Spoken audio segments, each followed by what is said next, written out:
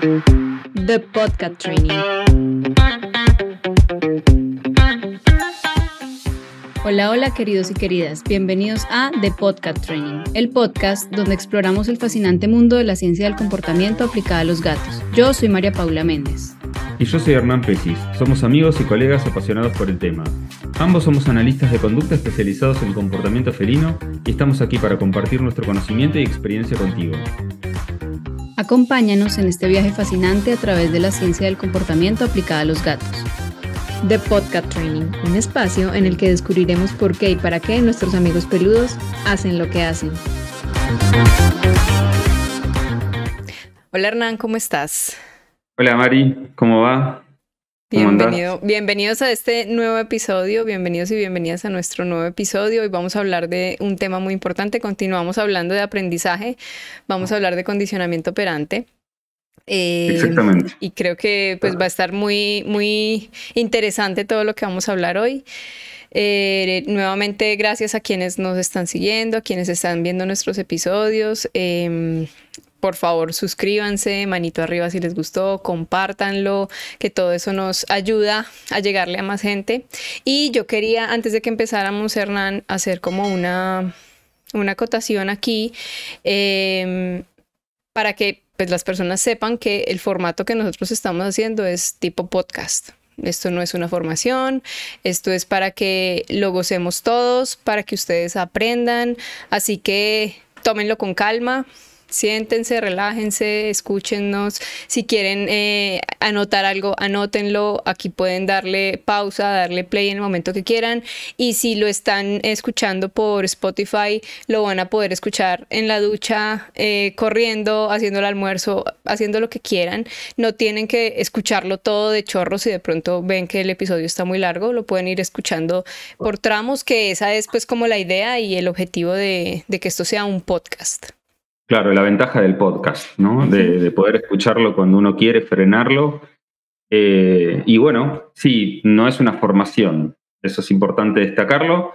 Sí es divulgativo el podcast, pero claro, no estamos acá para formar analistas de conducta, sino para dar información sobre el comportamiento, en este caso de nuestros gatitos, desde una perspectiva particular, que es del aprendizaje, ¿no? Desde la psicología del aprendizaje y desde el análisis de la conducta. Y hoy vamos a ver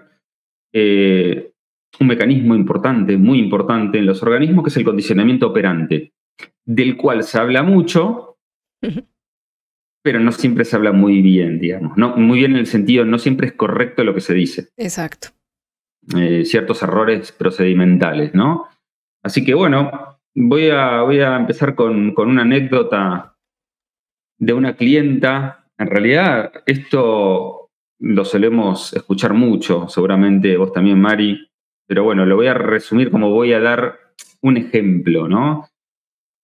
Como para introducirnos al condicionamiento operante. Lo que pasa es que también hay que entender que el condicionamiento operante es muy extenso. Podríamos estar hablando un año de condicionamiento operante, pero vamos a tratar de dar las bases para que la gente entienda, ¿no? Hace un tiempito me llama una clienta diciéndome que estaba desesperada porque, claro, el gato todas las noches entraba a la habitación a eso de la madrugada y empezaba a saltar. En la cama saltaba, le mordía el pelo, le tocaba la cara. Y yo le pregunté, ¿y vos qué hacías al respecto? Y no, yo lo que hacía es, intenté varias cosas, me dice. Primero me dijeron que lo ignorara. Entonces intenté ignorarlo, pero claro, el gato, nada, seguía haciendo lo suyo. Intenté sacarlo de la habitación, pero me maullaba, me lloraba fuera del cuarto, entonces a mí me daba lástima, lo dejaba entrar. Incluso me llegaron a decir que le rocié agua con el horrete, y el gato siguió maullando, saltando, etc. Así que estoy desesperada, no sé qué hacer. Ese es el planteo de la mujer, y me gustaría, cuando terminemos de hablar sobre condicionamiento operante, volver a este ejemplo y van a entender un poquitito más por qué este gato hacía lo que hacía, ¿no? Y tiene mucho que ver con condicionamiento operante. Así que bueno, Yo digamos... tengo un ejemplo similar también hacia los horarios de la madrugada, que uno escucha mucho reiteradamente que el gato no te deja dormir, que el gato hace X o Y cosa. Pero este fue realmente particular y cuando me lo contaron, pues yo lo hice muy, muy jocoso con las mismas personas porque igual primero adquirí la información y ya luego cuando les expliqué lo que pasaba, pues juntos nos reímos. Pero el gato se paraba tipo 1 de la mañana en la puerta de entrada de la alcoba, se sentaba frente a la puerta y la pata era inmediatamente volteaba a mirar a la cama.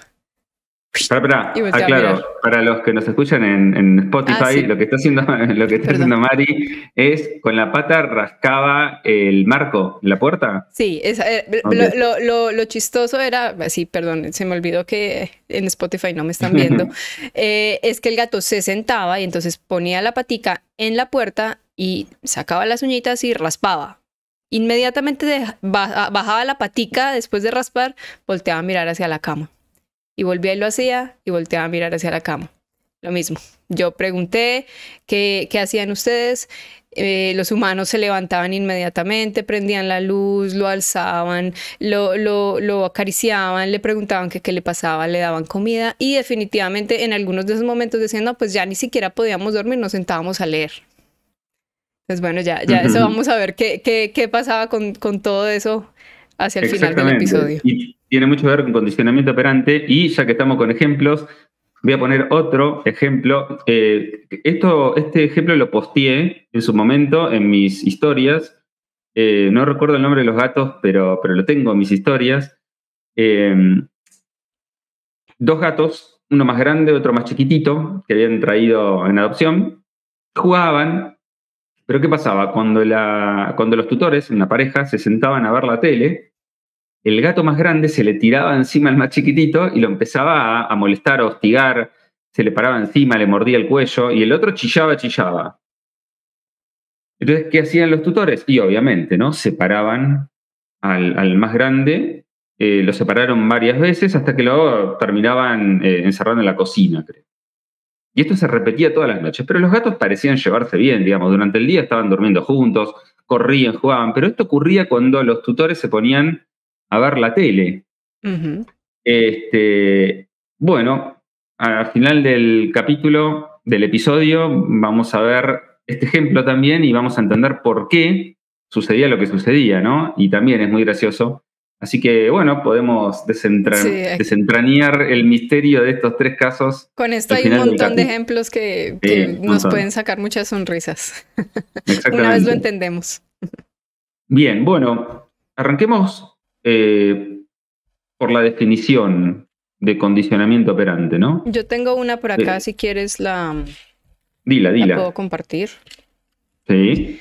Bueno, también lo conocemos como condicionamiento instrumental. También se puede encontrar como condicionamiento instrumental. Entonces yo tengo acá mecanismo de aprendizaje asociativo por el cual los comportamientos o conductas que operan sobre el entorno se fortalecen, o sea, aumentan, o se debilitan, disminuyen, según las consecuencias inmediatas que se obtengan después de hacer el comportamiento.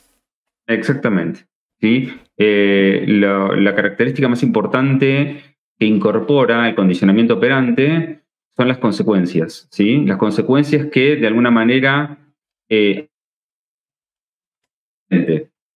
ya sea fortaleciendo la conducta. Hernán, repítelo porque se te trabó el video. Ok. Digo que acá el condicionamiento operante incorpora las consecuencias como parte de esa cadena, en donde las consecuencias son las que de alguna manera afectan el comportamiento antecedente, ya sea fortaleciéndolo, incrementando ya sea su magnitud, sus probabilidades de ocurrencia, es decir, su frecuencia, o debilitándolo, ¿no? Incluso hasta haciéndolo desaparecer, ¿no? Entonces, no sé si se acuerdan, pero si no, los invitamos a escuchar el podcast de condicionamiento clásico. El condicionamiento clásico básicamente lo que hacía, de lo que trataba, la característica que tenía el condicionamiento clásico, que se trataba de una conducta provocada. Era una conducta que forma parte del repertorio del organismo, pero que es provocada, ya sea por estímulos que normalmente provocan, esa respuesta refleja, y lo que tenía el condicionamiento clásico, que lo que permitía al organismo era responder, no sé si se acuerdan, a estímulos que normalmente no provocan. O sea, lo que permite el condicionamiento clásico es anticiparse, predecir. Uh-huh. Y bueno, con el condicionamiento operante estamos hablando de una respuesta que puede ser adquirida y que no forma parte del repertorio de conducta. Es decir, lo que le permite al organismo a través del condicionamiento clásico es adaptarse al medio, operando, es decir, modificando el ambiente, y esa modificación, ese repertorio de conductas que forman parte nuestra, que pueden ser modificadas, o incluso conductas que no forman parte de nuestro repertorio, pero las aprendemos, las creamos, están moduladas de alguna manera por las consecuencias, ¿no? Básicamente siguiendo el principio de variación y selección de Darwin, ¿no? Vamos a saltar a Darwin. Uno dirá, ¿qué tiene que ver Darwin? Antes de que lo digas ahí donde tú estás hablando, cuando hablábamos de condicionamiento clásico, hablábamos de estímulo-respuesta, 2 términos. Exacto. Ahora vamos a empezar a ver y vamos a entender que el condicionamiento operante consta de 3 términos. Y ya lo vamos a explicar, pues, como hacerle zoom a esto, pero aquí vamos a hablar de 3 términos y hablamos de las consecuencias también. Estímulo, respuesta y consecuencias. Y consecuencias. Siendo las consecuencias las que de alguna manera afectan o modulan la respuesta. Uh-huh. La mantienen, la aumentan o la disminuyen. Exactamente, exactamente. Y esto tiene que ver un poquitito, hacemos referencia a Darwin, ¿no? A Charles Darwin, que en 1859 publica El origen de las especies. Bueno, invito a todo el mundo a que indague sobre Darwin y sobre lo que la teoría de Darwin, que es la teoría de la selección natural, teoría de la evolución por selección natural, en donde los organismos estamos constantemente variando y dentro de esas variaciones surgen rasgos que permiten una mejor adaptación al medio, lo que posibilita la reproducción y por lo tanto la supervivencia, y esos rasgos son heredados, por lo tanto las especies evolucionan de ancestros comunes y se van adaptando al medio en función a que los rasgos menos adaptativos son los que no prevalecen y los rasgos más adaptativos son los que terminan heredándose, ¿no? Los individuos más fuertes, por ejemplo, los individuos que mejor se adaptan al medio, van a terminan con mayor probabilidad de reproducción y heredando esos rasgos a su descendencia. Inclusive esa es la característica que define las nuevas especies, ¿no? A veces hay tanta variación que terminan apareciendo nuevas especies. Pero el tema de variación y selección de Darwin es muy importante en el condicionamiento operante, porque también hablamos de variación y selección. Es decir, en condicionamiento clásico hablamos del reflejo, ¿no? Como una conducta adquirida a lo largo de la filogenia de la especie que nos permite responder ante estímulos, ¿no? El reflejo es fundamental. Nacemos con reflejos. Cada especie tiene responde de una forma determinada. Y también hablamos en su momento de patrón de acción modal, pero bueno, el que le interese puede ir a revisarlo.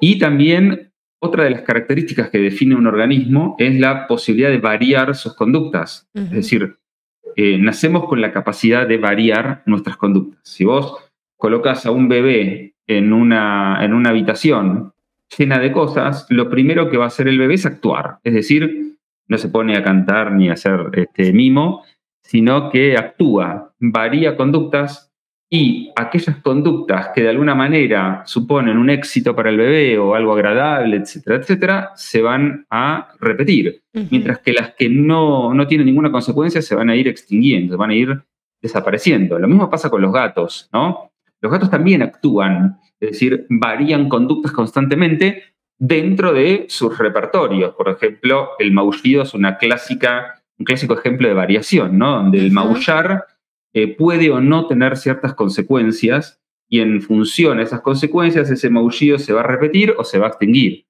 Los bebés no maullan, pero hacen otras cosas y cada organismo hace lo suyo. Pero incluso con el maullido, no necesariamente, o sea, por ejemplo, puede haber algún tipo de maullido en específico de ese individuo que sea el que más se repite, por ejemplo, porque le ha sido un poco más exitoso en el contexto, por ejemplo. Claro, por ejemplo, el gato está maullando, está tirando adornos y está rascando el sofá. Pero de las tres conductas, la que activa al tutor, por ejemplo, le da atención al gato, podría ser el maullido. Ahora, el gato también puede variar de entre un montón de modulaciones distintas, con lo cual cada maullido va a depender de las consecuencias en ese caso, ¿no? La típica pregunta, mi gato me maulla y te muestran un video y te preguntan por qué maullan. ¿O qué es lo que está diciendo? Claro, ¿qué quiere el gato? Y yo le digo, ¿y vos qué haces cuando maulla? Y yo hago esto, bueno, eso es lo que quiere. Es decir, el principio es importante porque son las consecuencias las que, en definitiva, seleccionan y fortalecen ciertos comportamientos. Mientras que si las consecuencias no son agradables, exitosas, etcétera, esos comportamientos no tienen ningún sentido evolutivo, no tienen ninguna función, entonces terminan por desaparecer. Por lo tanto, somos producto de nuestras consecuencias, ¿no? Nuestros comportamientos, obviamente. Entonces, el principio de variación y selección de Darwin es muy interesante para entender el principio de variación conductual y selección por consecuencias que define el paradigma del condicionamiento operante, ¿no? Así que... Ahí en ese que estamos hablando de maullidos, tengo también una anécdota también. En algún momento me preguntaron que si los gatos decían mamá. Y yo dije, no, los gatos no dicen mamá, los gatos maullan. Me dijeron, no, es que mi gato dice mamá. Y yo, sí, ¿por qué? Porque cada vez que él hace mamá, yo me acerco y yo llego de una vez y lo cojo y él me está llamando, él me está diciendo mamá. Yo, ok. Claro, y ese mamau es una variación del repertorio de ese gato que ha sido de alguna manera fortalecida, para no poner términos técnicos que vamos a hablar después, por las consecuencias, ¿no? También es un ejemplo de condicionamiento operante. Básicamente, a ver, el 90 y pico % de las conductas de un gato se pueden explicar desde el condicionamiento operante, igual que las nuestras, ¿no? O sea, el condicionamiento operante opera aún sin conocerlo, ¿no? Es como la ley de la gravedad. Aún sin conocerla, estamos con el trasero en la silla por fuerzas que querramos conocerlas o no, o conozcámosla o no, operan siempre. Entonces, las leyes del aprendizaje operan siempre. Y básicamente se pueden resumir en tres, ¿no? El aprendizaje básico, que dos ya las hablamos en su momento, que es aprendizaje preasociativo, habituación y sensibilización, condicionamiento clásico, y ahora vamos a hablar del operante. Y hablando de variación y selección, vamos a hablar de un psicólogo estadounidense muy importante, que fue Edward Thorndike. Así que no sé si querés decirnos algo, Mari, sobre Thorndike. Sí, pues él fue psicólogo e investigador estadounidense. Trabajó e investigó mucho pues, con animales. Y pues yo tengo aquí un textico pequeño que puedo leer.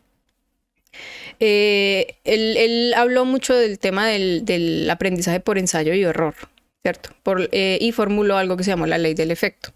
Entonces, tengo acá las respuestas seguidas de un estado satisfactorio en una situación particular tienen más probabilidades de ocurrir nuevamente que aquellas seguidas de un estado insatisfactorio.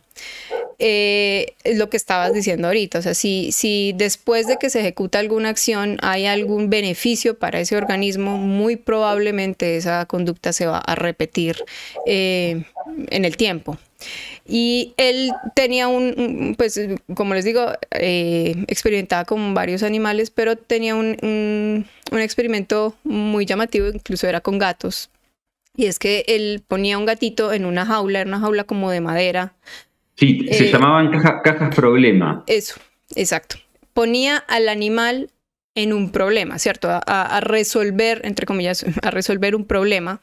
Y entonces esta caja tenía pues una barrotes y tenía una palanquita. Y fuera de la caja había comida.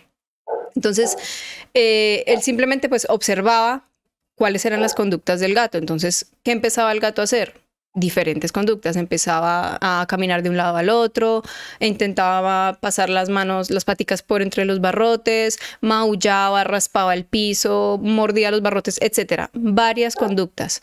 A medida que él iba ejecutando estas conductas, de pronto alguna de estas daba con la palanca que abría la puerta y el gato salía y accedía a la comida. Esto pues se repitió y se puso al gato en ese problema, digamos que consecutivamente varias veces en el tiempo. Y a medida que iba pasando los experimentos, él empezó a notar que las conductas que le generaban éxito al gato, que al final eran tocar, por ejemplo, la palanca, eran las que se repetían y las otras, digamos que dejaban de ejecutarse. Ya, no sé, ya no maullaba, ya no raspaba el piso, ya iba más rápido, cada vez más rápido a llegar a la palanca, porque la palanca era la conducta que le daba la apertura de la puerta, que finalmente hacía que el gato obtuviera algo que le quería, que era hambre, que era comer. De hecho, el gato generalmente estaba pues privado de alimento. Claro, exactamente. Sí, esos experimentos que terminaron por formular la ley del efecto, que dieron nombre al lo que se conoció después como condicionamiento instrumental, ¿no? La conducta como instrumento para lograr cierto objetivo. Claro, estas cajas eran distintas cajas, se llamaban cajas problema, en donde era una caja donde se lo metía al gato. Obviamente no podía salir de la caja, como vos dijiste, tenía como barrotes. Y tenía distintos mecanismos, de los cuales uno accedía a abrir la puerta, permitía la apertura de la puerta y le permitía al gato acceder a la comida, que como vos dijiste, previamente estaba privado de alimento, por lo tanto tenía hambre. Y fuera el gato podía verla y olerla y claro, estaba fuera. Exactamente. Entonces, el gato ¿qué hacía? Tenía hambre, estaba privado de alimento, tenía hambre, entonces empezaba a variar sus conductas, ¿sí? Empezaba a variar, tiraba de su repertorio natural. Maullar, raspar los barrotes, intentar pasar las patitas por afuera e intentar obtener la comida. Es decir, tiraba de su repertorio natural, variándolo de forma aleatoria. Hasta que en algún momento daba con el mecanismo de apertura de la puerta, salía, comía, ¿no? El estado satisfactorio del que hablaba Thorndike. Y lo que observó Thorndike es que a través de los repetidos ensayos, el gato aprendía cada vez más rápido. Es decir, ya en el ensayo X, el gato ya no tiraba de su repertorio, directamente iba a dar con la palanca que accionaba la apertura. Es decir, seleccionaba las conductas más exitosas en detrimento de las que no lo eran, ¿no? Algo muy parecido a la realidad, ¿no? Y así funcionamos todos. Con lo cual, bueno, Thorndike hay que aclarar que estos experimentos se desarrollaron en 1911, creo que es, no lo tengo anotado, pero creo que es por esa época. Y bueno, fue un precursor de la psicología comparada, ¿no? La psicología comparada es un enfoque, una especialización de la psicología que trabaja con comportamiento animal, ¿no? Comparando la cognición del humano y del animal, ¿no? De hecho, creo que Thorndike escribió un libro sobre inteligencia animal y fue uno de los precursores de todo esto. Y también fue el que después Skinner toma toda esa experimentación y le da una vuelta de rosca más científica, ¿no? O sea, lo que hace Skinner es determinar que hablar de estados satisfactorios e insatisfactorios era hacer una inferencia en estados internos que eran poco comprobables, y él redefine todo eso para darle un tinte mucho más científico, más observable, ¿no? No habla de estados satisfactorios y insatisfactorios, sino habla de conductas reforzadas o castigadas, que ya vamos a hablar de qué se trata, pero Thorndike fue un adelantado, ¿no? Fue uno de los, en mi opinión, si bien la psicología científica hace su aparición en 1879 con el laboratorio de Kuhn en Alemania, para mí Thorndike es el precursor, sin dudarlo, de lo que es hoy la psicología científica, ¿no? Netamente científica. Obviamente, y qué fascinante que fue con gatos, ¿no? Y qué fascinante que utilizó gatos. Utilizó varios animales. Claro, pero el gato es icónico. Pero la famosa ley del efecto surge de los experimentos de las cajas problema con gatos. Es muy interesante también. Vuelvo a repetir, esto no es un podcast de formación al que le interese indagar sobre los experimentos de Thorndike. Bueno, hay un montón de información y libros sobre Thorndike. Hace poco en mis historias publiqué un libro que recomiendo muchísimo. Es de Domian, de Principios de Aprendizaje y Conducta. Es una de las Biblias del analista de conducta que tendría que conocer, ¿no?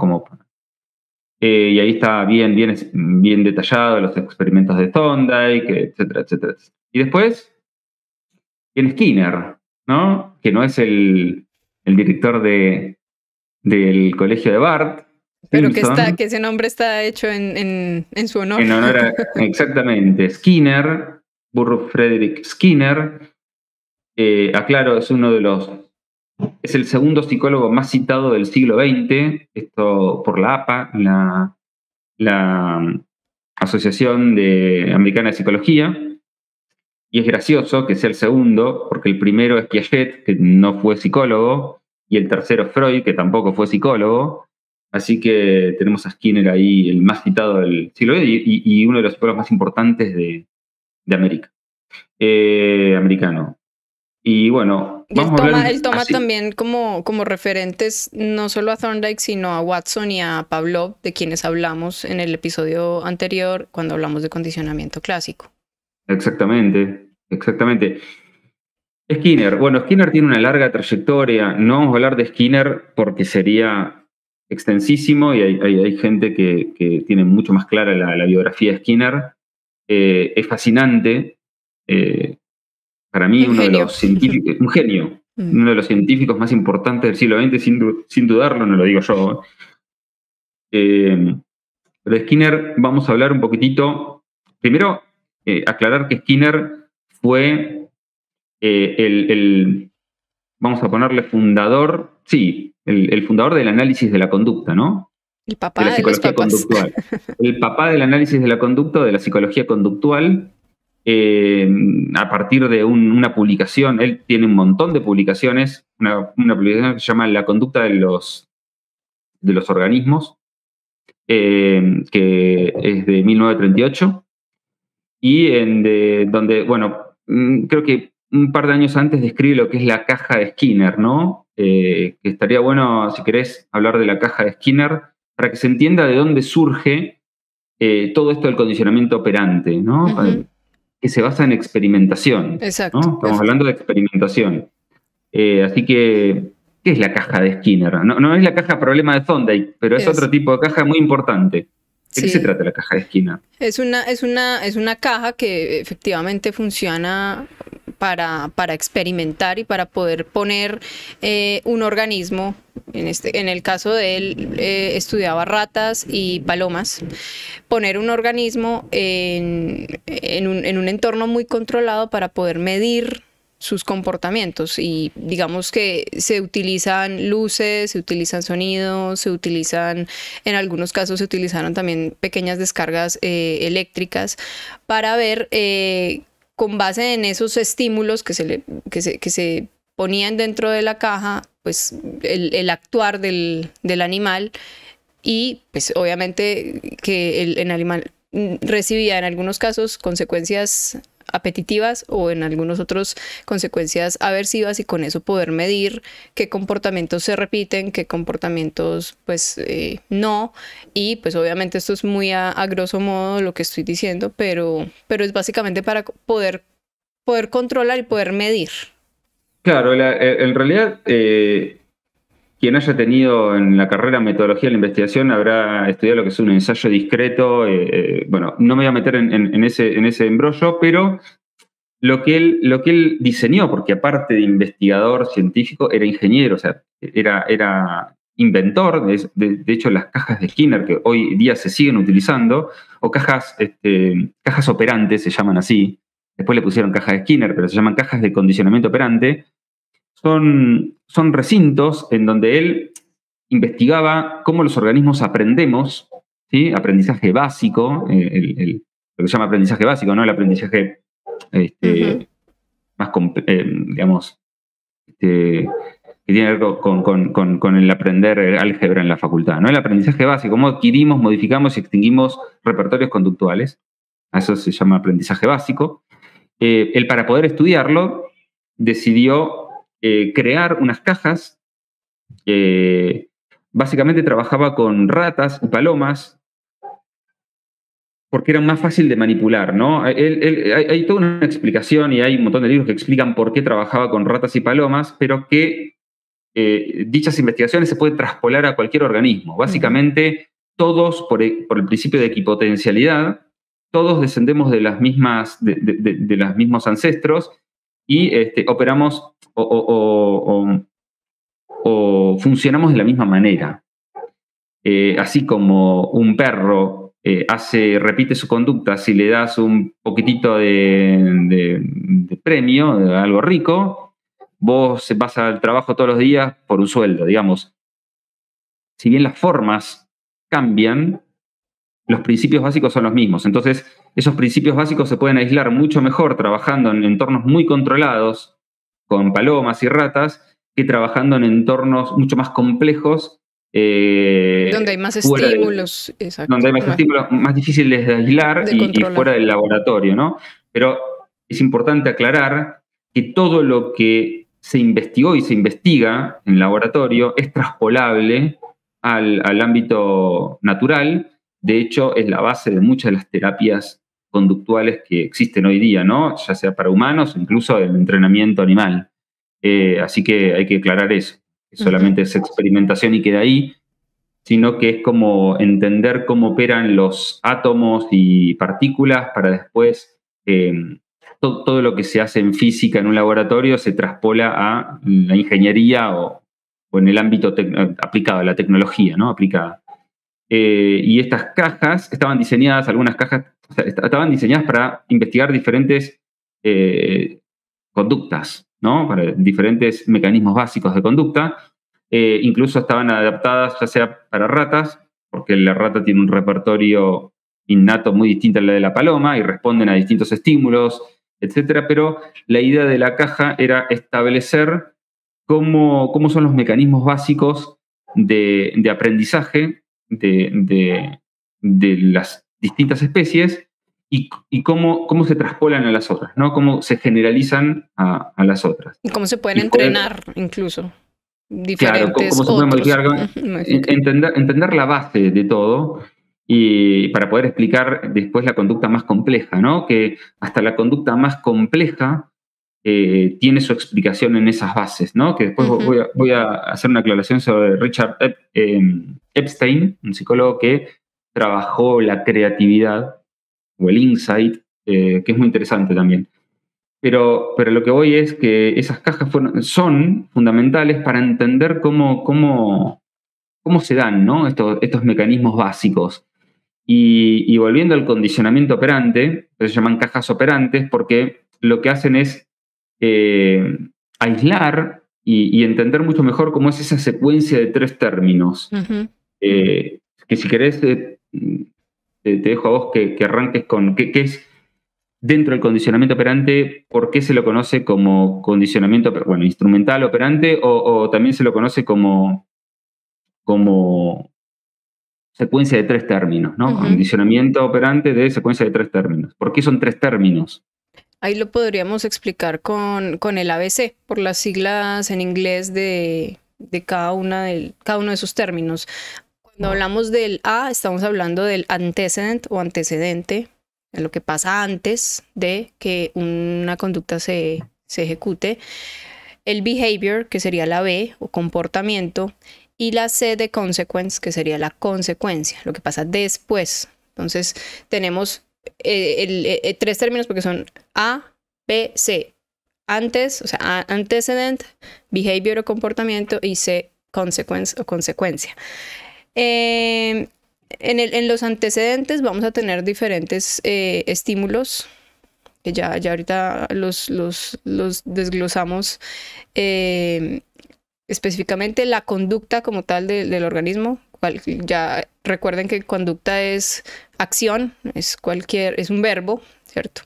Y en la consecuencia vamos a tener lo que vamos a llamar como reforzadores, castigos, extinción, que ya lo vamos a hablar a manera técnica, porque aquí no vamos a hablar de castigo como maltrato, como comúnmente se conoce, sino como las bases científicas para saber si un comportamiento, bueno, va a decrementar, va a aumentar, se va a extinguir. Exactamente. Tengo que aclarar algo con el ABC, ¿no? ABC habla, como vos dijiste, Mari, de lo que sucede antes de la conducta, antecedent, lo que sucede después de la conducta, consequence, y la conducta, behavior, ¿no? Que está en el medio. Cuando Skinner o en condicionamiento se hace referencia a esta secuencia de tres términos de condicionamiento operante, vamos a hablar con otro tipo de, digamos, de términos, ¿sí? Más funcionales, por así decirlo. Ahora vamos a hablar de qué es función. Entonces, el antecedent lo vamos a reemplazar por estímulo discriminativo. Uh-huh. El behavior lo vamos a reemplazar por conducta operante. Y las consecuencias, consequence, vamos a hablar de consecuentes. Entonces, en la secuencia de tres términos, hablamos de estímulos discriminativos que suceden antes de la conducta. La conducta, que hablamos de conducta operante, ya vamos a hablar la diferencia entre forma y función de la conducta. Nosotros vamos a hacer referencia a la función que cumple la conducta en esa secuencia. Uh-huh. Uh-huh. Y por último, los consecuentes, que lo que hacen es, de alguna manera, fortalecer esa conducta o debilitarla, hasta extinguirla en algunos casos, ¿no? Extinguir la relación.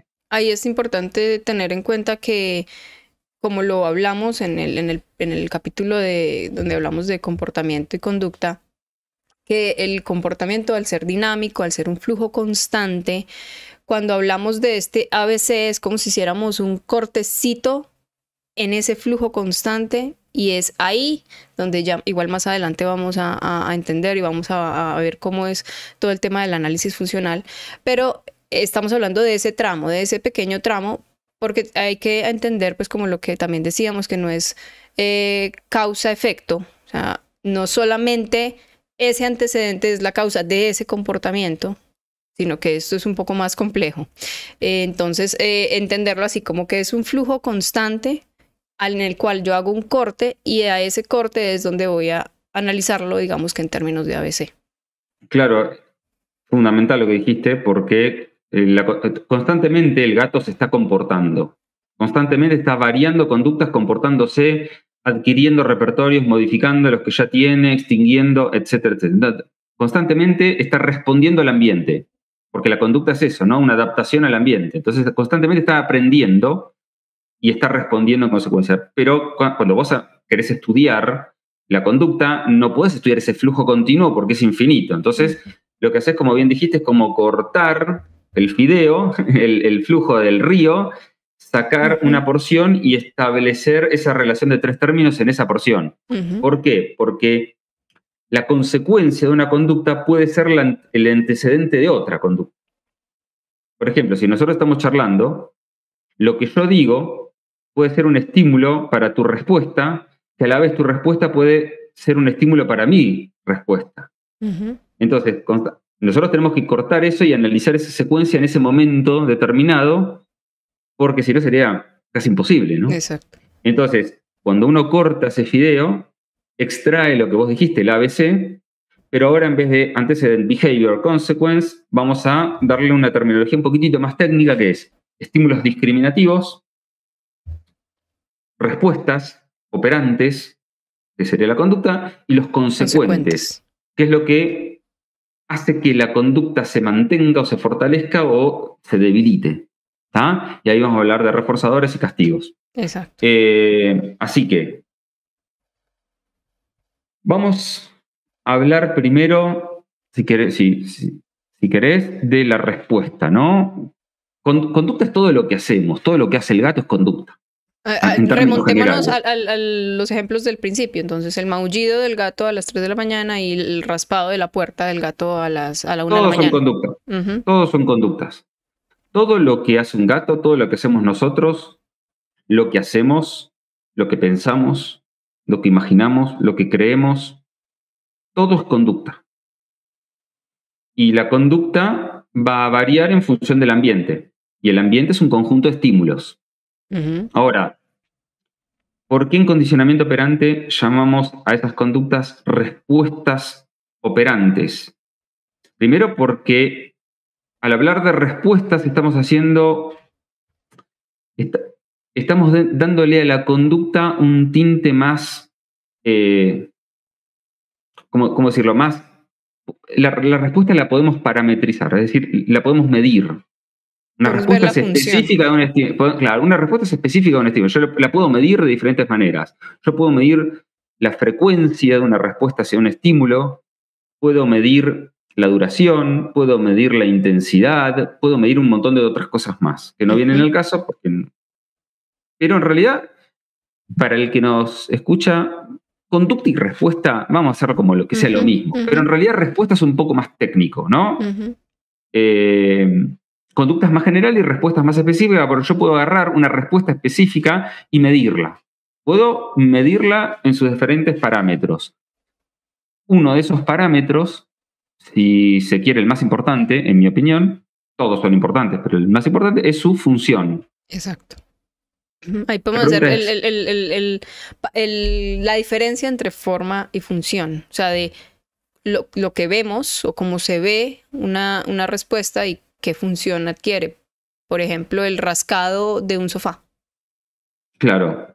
Ejemplo, el rascado del sofá. O sea, el rascado de un sofá puede tener en diferentes situaciones la misma forma. O sea, yo lo que veo es un gato rascando el sofá. ¿No? La topografía de la conducta. Y puedo medir, ¿no? La duración que el gato está rascando el sofá, con qué frecuencia lo hace, con un montón de intensidad, etc. Pero hay una gran diferencia entre topografía y función. ¿Morfología y función o topografía y función? Sí, en algunos casos morfología y topografía son cosas distintas. Para otros autores, topografía y morfología es lo mismo. Vamos a hablar de forma, ¿sí? Que es todo lo que dijimos antes, ¿no? Lo que vemos, lo que podemos medir. Pero la función es muy importante, porque es el rol, el papel que tiene la conducta. ¿El para qué? Es decir, el para qué. Entonces, podemos decir que el gato o 3 gatos rascan el sofá de la misma forma, pero podríamos hablar de 3 funciones distintas. En el primer caso podría estar llamando la atención del tutor. En el segundo caso, dejar su marca olfativa. En el tercer caso podría estar estirándose, liberando tensión después de un juego con sus amigos gatos de ahí. Con lo cual, ahí estamos ante la misma forma, pero lo más importante es que estamos ante distintas funciones. Y lo que siempre intentamos analizar, bueno, nuestro enfoque de trabajo es el análisis funcional, ¿no? El analizar las funciones que cumplen las conductas más que las formas. Exacto. Las formas nos van a dar detalles descriptivos de lo que está sucediendo, pero lo más importante es la función. Yo siempre pongo el ejemplo de Juancito pegándole a Pedrito. Juancito le da un tortazo a Pedrito, un derechazo y lo noquea. Esa sería la forma. Ahora, no es lo mismo que lo haga arriba de un ring, que lo haga en una discusión de tránsito o que lo haga en defensa propia, ante un atraco. Entonces, ahí vuelvo a repetir, la forma es la misma, pero la función es distinto. El rol que tiene la conducta es totalmente distinto. Entonces, hacer la diferencia cuando hablamos de respuestas o conductas, en la secuencia esta de 3 términos, hay que marcar esa diferencia entre lo que es la forma y la función. Porque lo que vamos a estar hablando y analizando siempre es la función. Mira, una de las críticas que se le hace desde la psicología, como estudiante de psicología, te lo puedo decir, una crítica muy infundada y muy falto de información, ¿no? Que cuando hablamos de organismos complejos como los seres humanos, ¿viste? Que no se puede traspolar una rata accionando una palanca para obtener pellet de comida con la conducta compleja y la intensidad, profundidad que tiene el ser humano. El problema es que, claro, nosotros no andamos dándole la palanca para obtener pellet de comida. Pero sí levantándonos a las 7 de la mañana de trabajar todos los días. Sí, y la rata tampoco está trabajando 8 horas diarias para obtener un sueldo. Exacto. Entonces, acá lo que interesa en estos experimentos es la función, la conducta. El mecanismo que hace que la rata incremente su respuesta de accionarle a la palanca para obtener pellet de comida, que la paloma picotee una tecla para obtener la comida, el alpiste, y que nosotros nos levantemos y trabajemos 8 horas diarias para obtener nuestro sueldo, es exactamente el mismo mecanismo. Es decir, estamos ante la misma función y diferentes formas. Entonces, lo que es interesante es que cuando se estudia el comportamiento, se estudia desde la función, no desde la forma. La forma, vuelvo a repetir, es muy importante.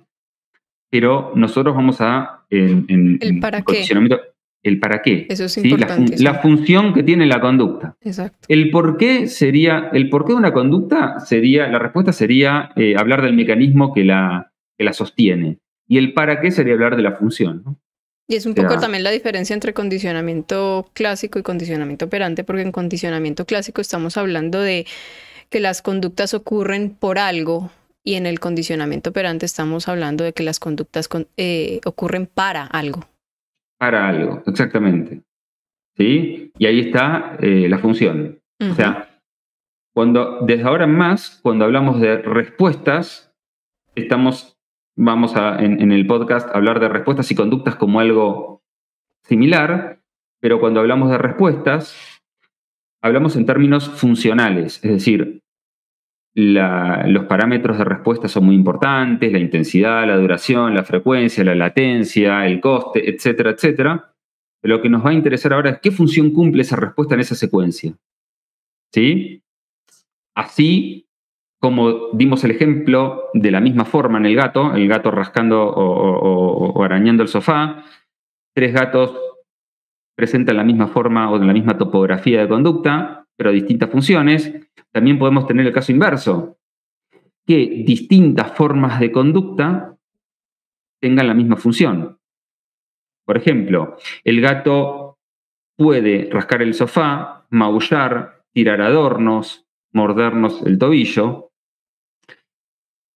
Y todas estas diferentes formas de conducta pueden tener una misma función, que es, por ejemplo, llamarnos la atención.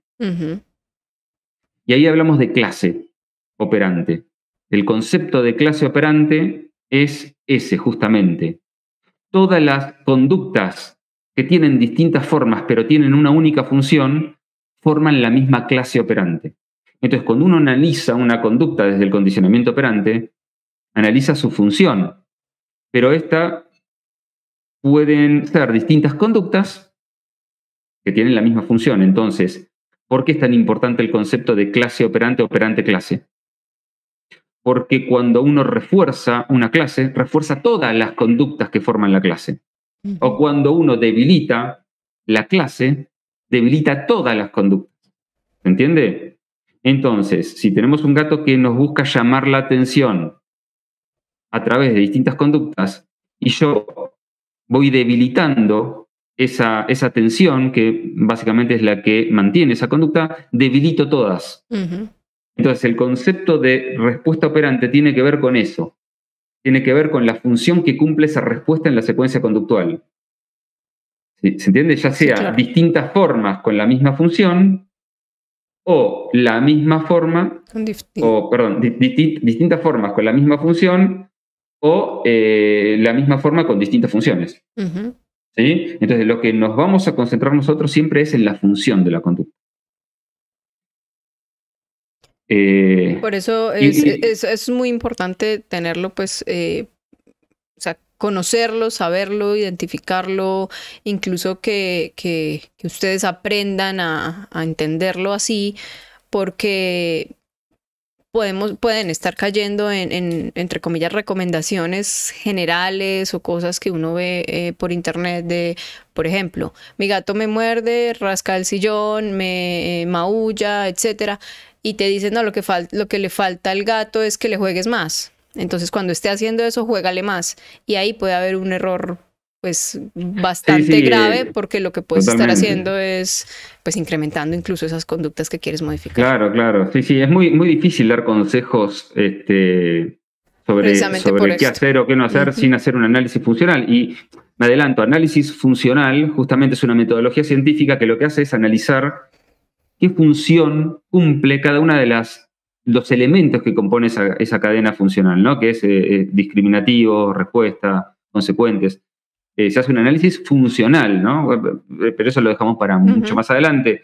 Pero sí entender que en la secuencia de 3 términos, lo que es conducta o respuesta va a obedecer más a la función que cumplen. Y ahí viene el término más funcional, que es un operante o un operante clase, ¿no?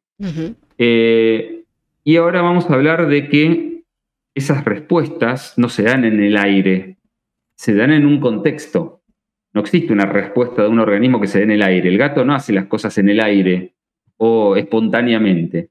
Esas respuestas siempre se dan en contextos.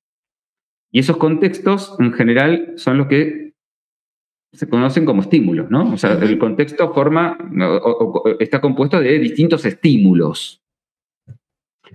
Y aclaro algo, no hay que confundir objetos o elementos del contexto con estímulos. No, porque ahí hablamos de lo que hablamos en el primer episodio, cuando hablábamos de estímulos externos e internos. Exactamente. Los estímulos pueden ser tanto externos, un ruido de la calle, o internos, un dolor. Exacto. Todo es ambiente y todos son estímulos. Pero lo que voy es que vos, por ejemplo, cualquiera de los que nos están oyendo, estamos rodeados de objetos. Mesa, silla, ventana, ruidos, olores.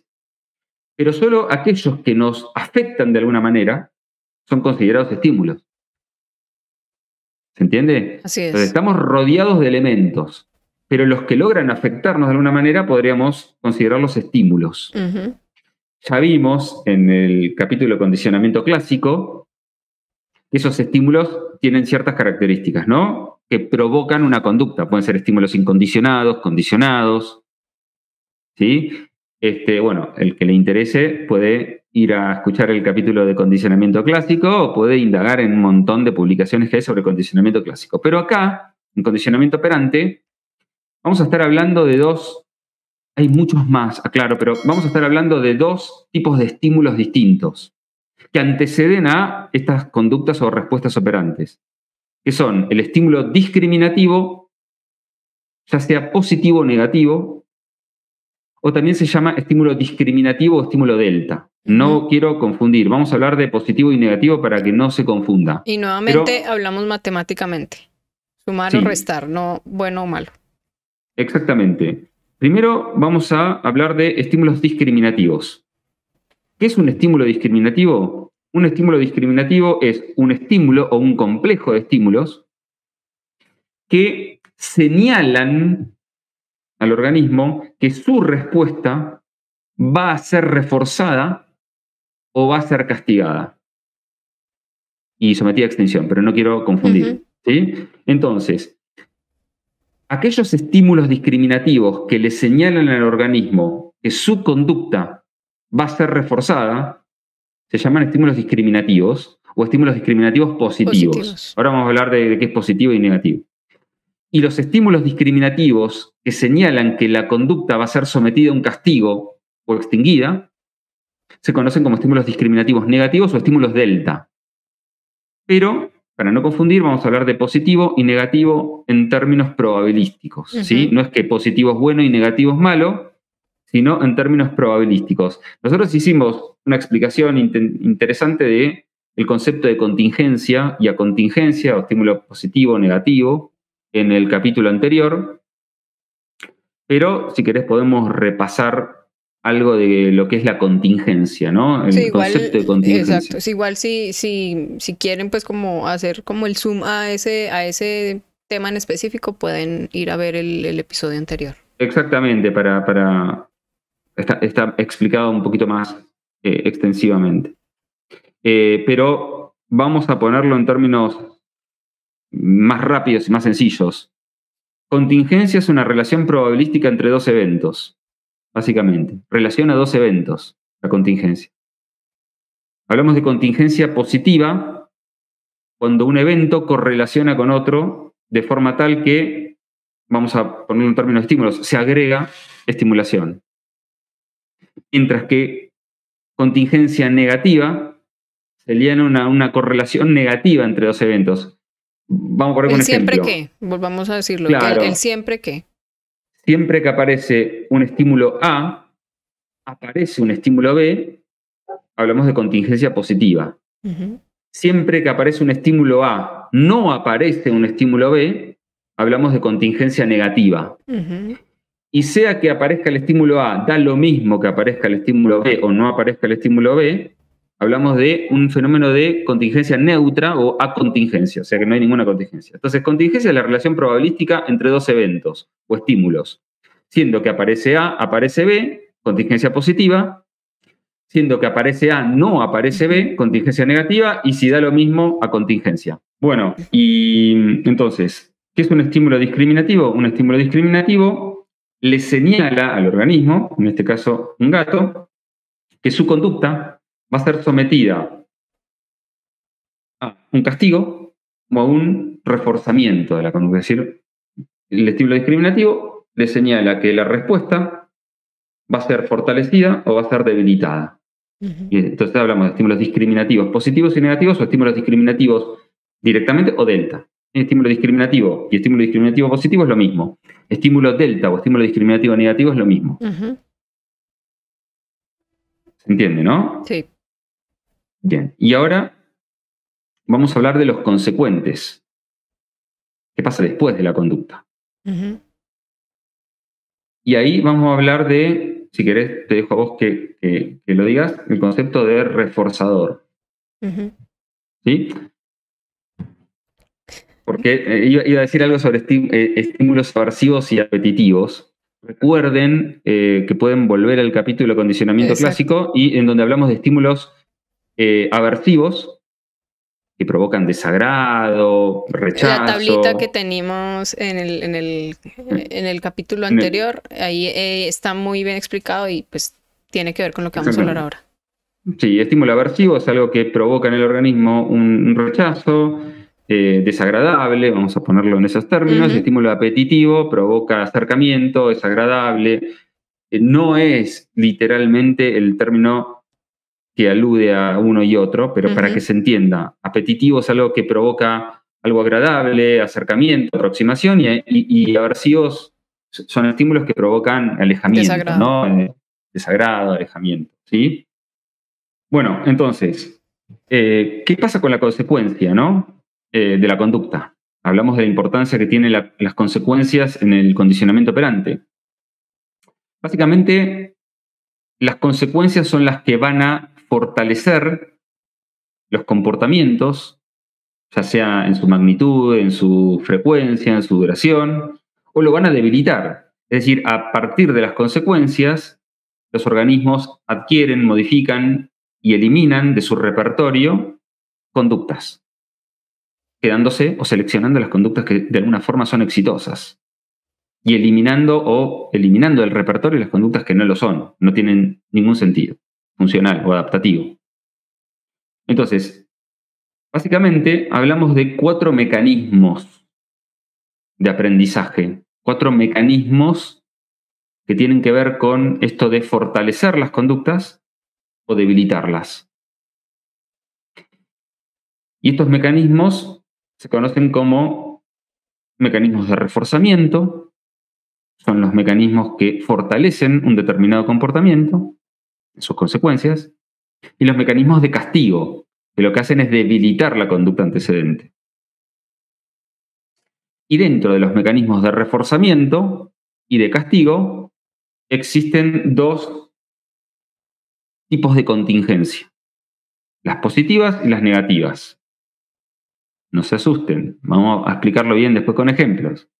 Entonces tendríamos que las consecuencias o los mecanismos consecuentes pueden ser 4, vamos a agregar después uno más, 4.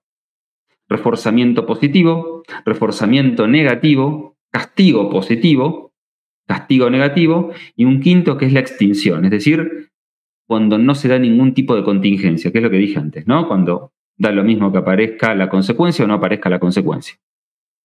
Entonces, cuando una respuesta X logra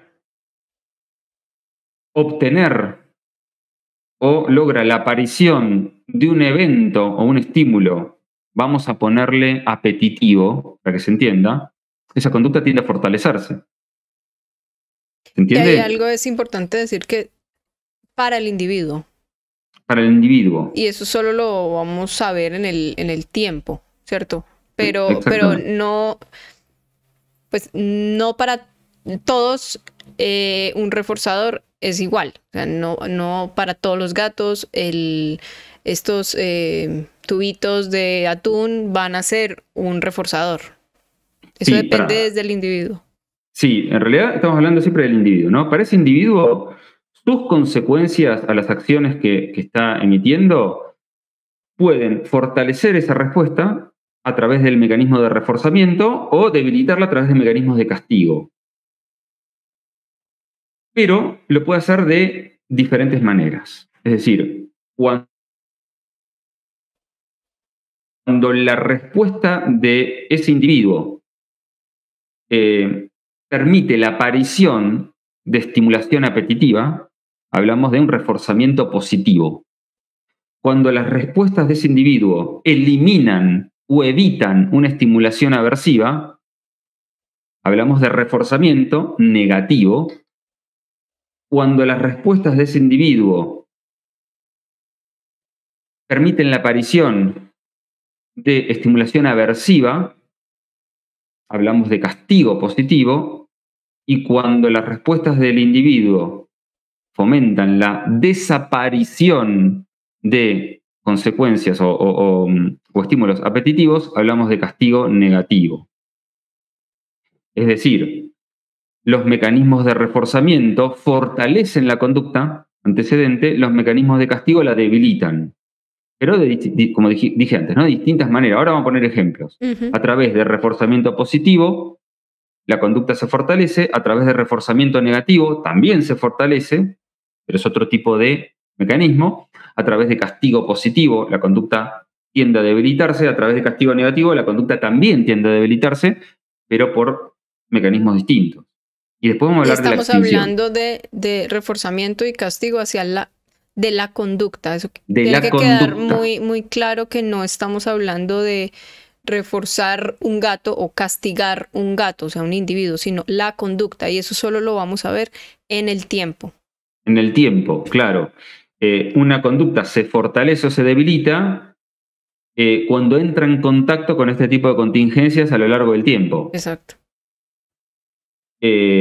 Entonces, vamos a hablar de el concepto de reforzamiento, tanto positivo como negativo, que tal vez es el más fácil de entender.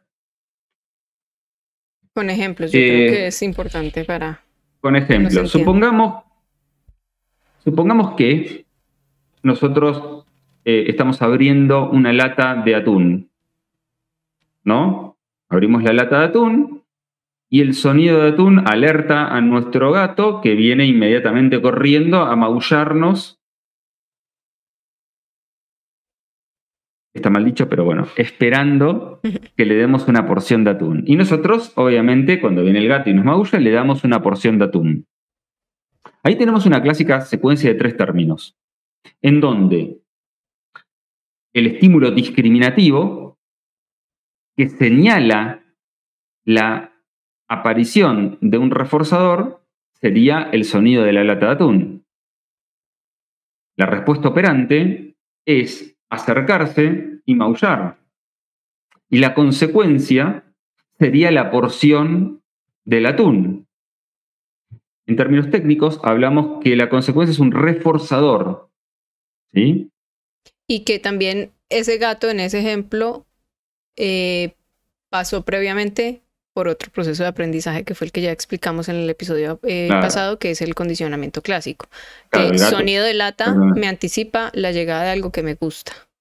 Claro. Y entonces en ese contexto, yo gato ejecuto diferentes conductas, maullo, rasco, me acerco y finalmente obtengo lo que quiero.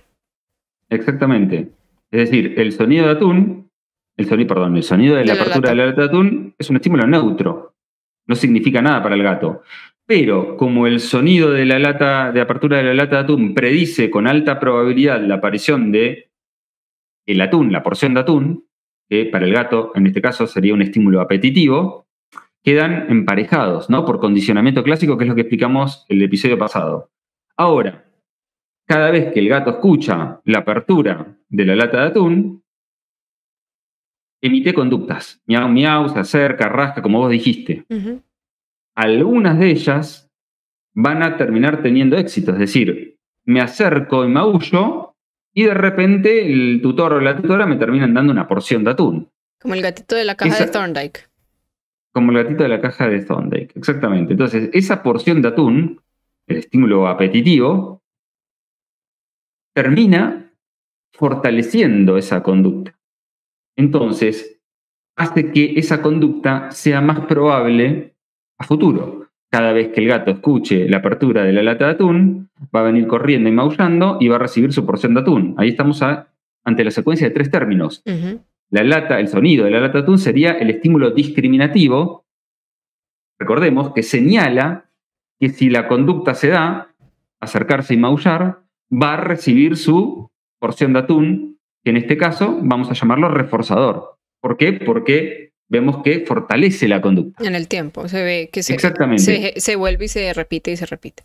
Exactamente, y eso sería un típico caso o un típico proceso o mecanismo de reforzamiento positivo. ¿Por qué reforzamiento? Porque la conducta de acercarse y maullar se va a fortalecer, se va a incrementar. ¿Por qué positivo? Porque tras la conducta agregamos estimulación, agregamos el reforzador, aparece el estímulo atún. ¿Se entiende? Ahora hagamos el mismo ejemplo con el ejemplo que pusiste al principio de los tutores se van a sentar a ver televisión, para que quede claro que el reforzador no siempre es comida. No, es verdad, el reforzador no se define por su forma, sino por su función. Exacto. Un reforzador puede ser comida, puede ser una actividad, puede ser un objeto, ¿sí? Pueden ser un montón de cosas. En realidad, no me quiero meter en el tema. Depende del individuo como tal. Por eso claro, no me quiero meter muy en el tema, pero en realidad un reforzador, vamos a hablar de la comida. El reforzador no sería la porción de atún, sino la actividad de comer. Uh-huh. Entonces, en realidad siempre el reforzador es una actividad, pero no quiero confundir a la gente. Vamos a hablar de comida. Hablemos del ejemplo entonces de los tutores viendo televisión, se sentaron a ver televisión y en ese preciso instante el gato empezó a correr, a morderlos, a pegarle al otro gato. Claro. Y el tutor se levanta a separarlos, a hablarles, cogerlos, moverlos, eventualmente jugarles. Claro, por ejemplo, supongamos esta situación. Cada vez que la pareja de tutores se sienta a ver una serie de Netflix a la noche, su gato empieza a correr, a rascar el sillón, a maullar, a tirarle cosas, lo que no ocurre durante el día, pero en ese momento ocurren ese tipo de conductas. ¿Qué hacen los tutores? Bueno, al principio lo castigaban, ¿no? Entre comillas, castigar. En términos populares. Uh-huh. Claro, en términos popular. Lo retaban, le tiraban agua con rociador, pero nada funcionaba. El gato seguía haciendo lo que hacía. Entonces empezaron a distraerlo con juguetes, con juego, y el gato ahí parecía calmarse, pero al otro día volvía a hacer lo mismo. Vamos a analizar un poquitito esta situación para que vean que el condicionamiento operante no se define como un estímulo muy fácilmente identificable, una respuesta simple y comida como el premio reforzador, ¿no? En este caso, estamos ante distintas formas de conducta que en el tiempo se repiten. Estamos ante un fortalecimiento de la conducta, ¿no? Una ocurrencia, una frecuencia bastante alta de conducta.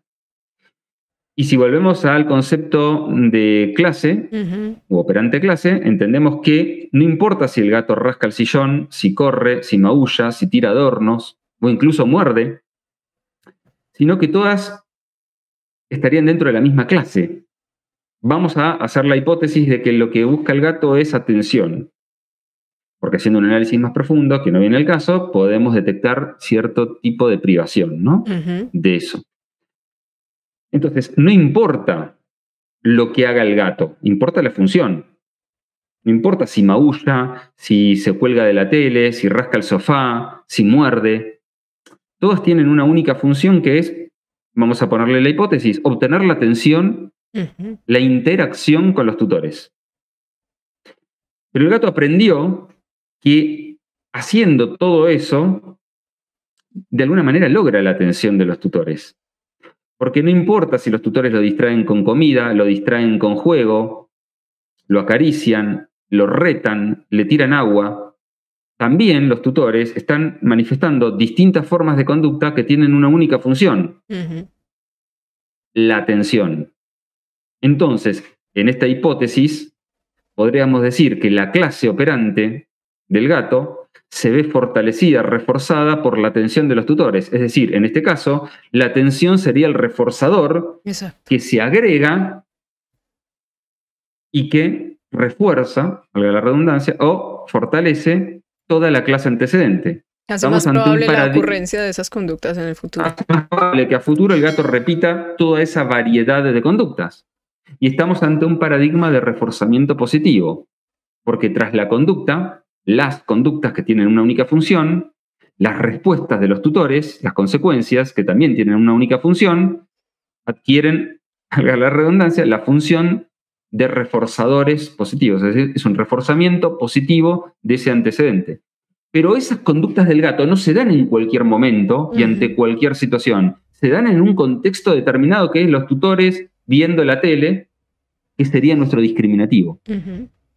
¿Por qué? Porque el gato aprendió que si hace lo mismo cuando los tutores están trabajando, no recibe atención. Que si hace lo mismo cuando los tutores están discutiendo, no recibe atención. Que cuando los tutores están durmiendo, no recibe atención. Pero cuando los tutores se sientan a ver la tele, siempre han recibido atención.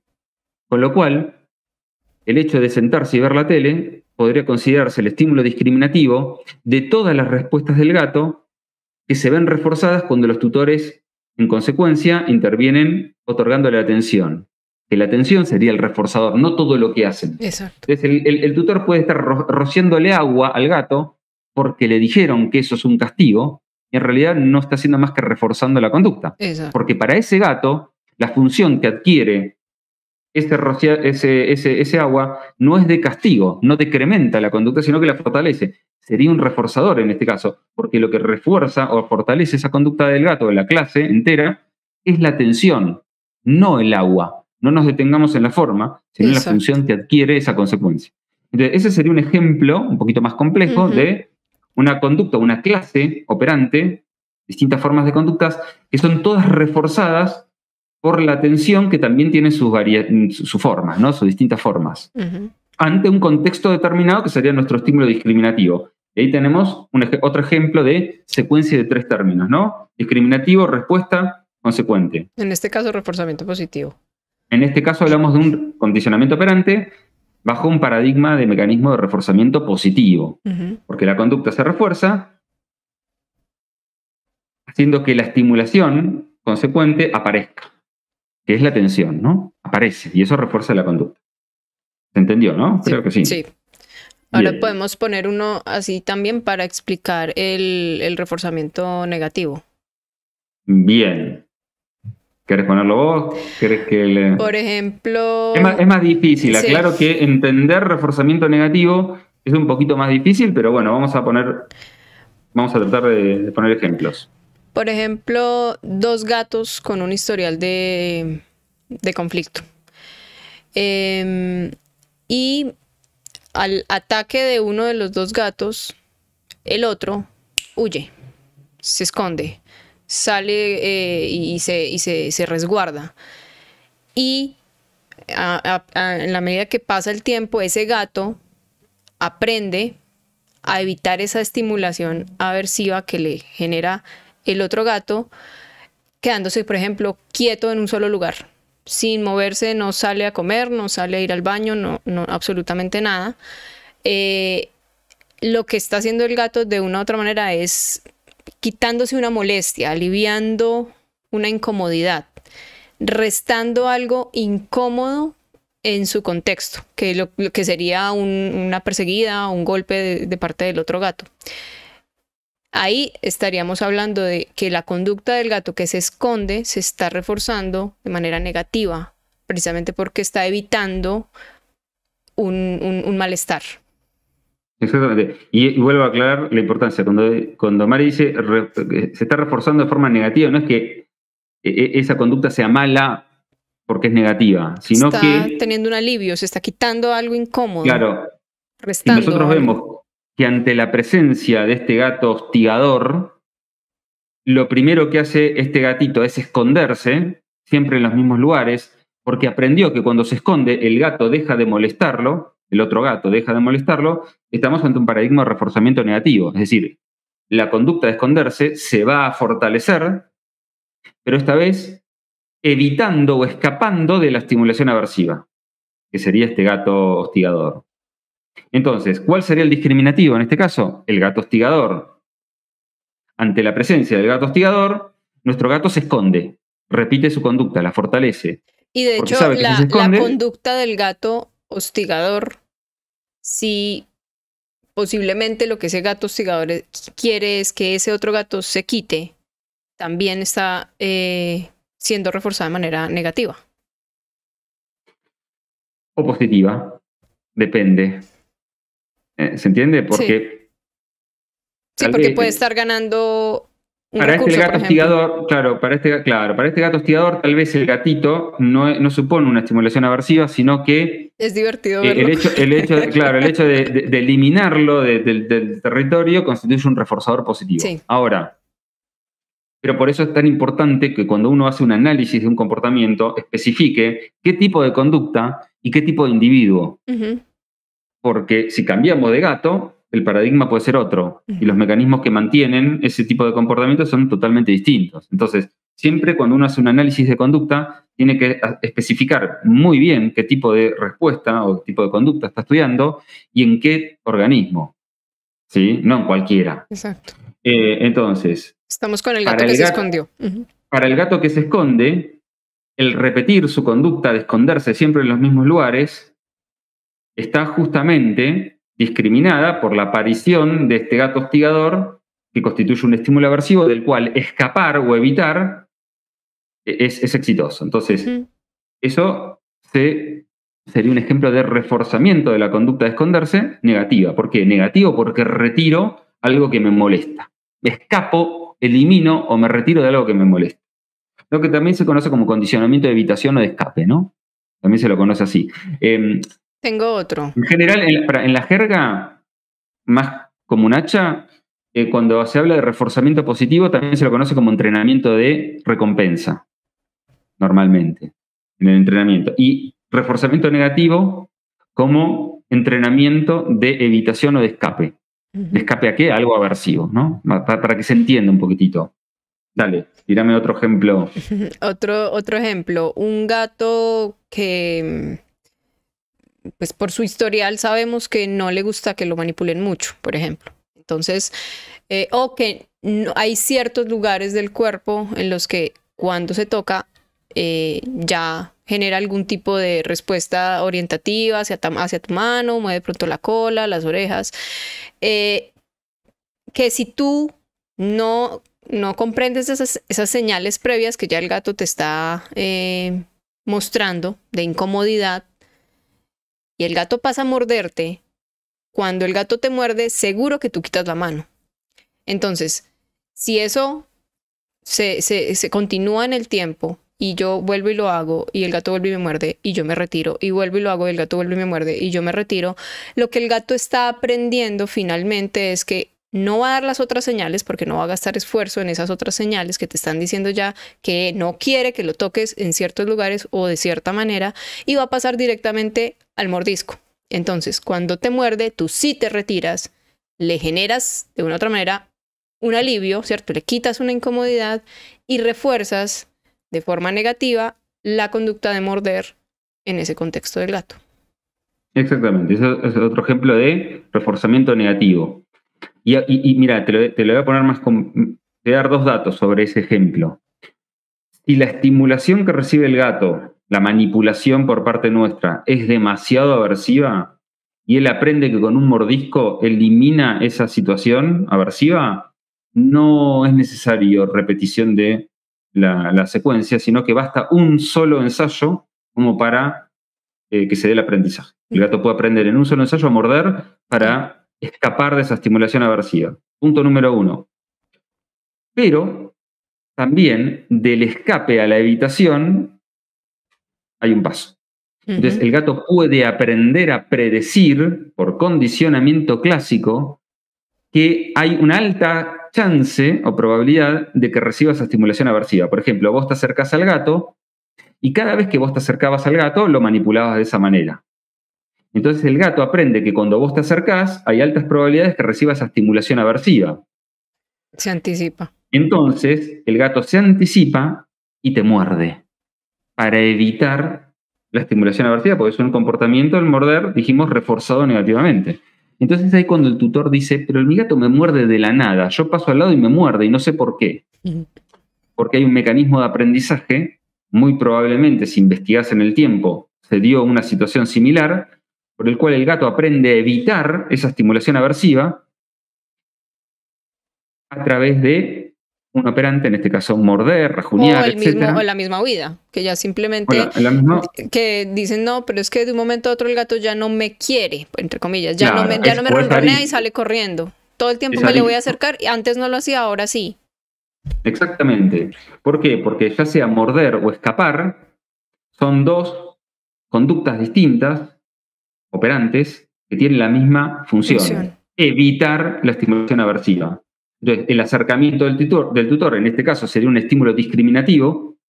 La operante, ya sea morder o escapar, sería la respuesta.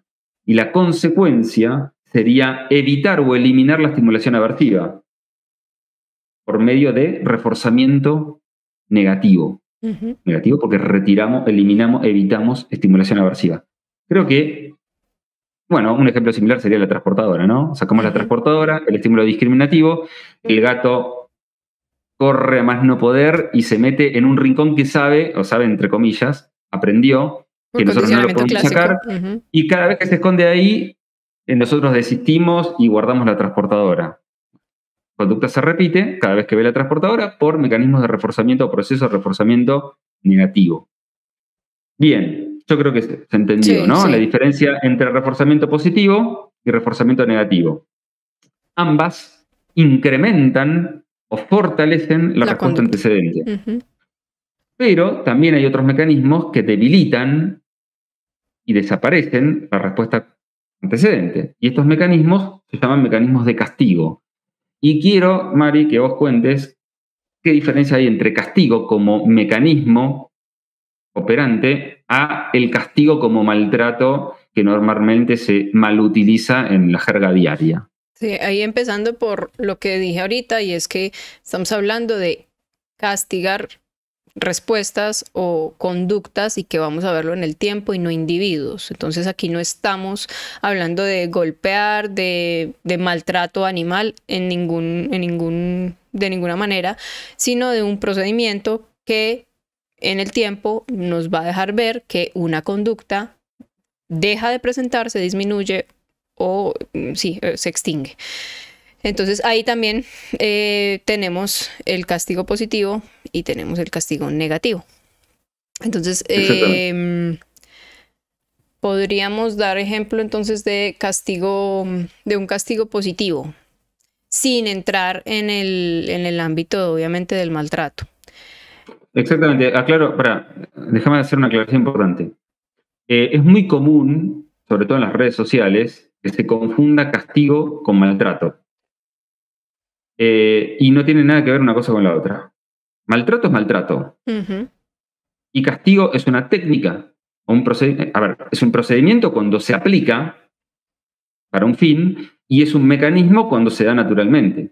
Constantemente los gatos, los perros, nosotros, los organismos, estamos sometidos a mecanismos de castigo, tanto positivos como negativos, porque es la manera que tiene el organismo de debilitar conductas que no tienen sentido o que son un riesgo.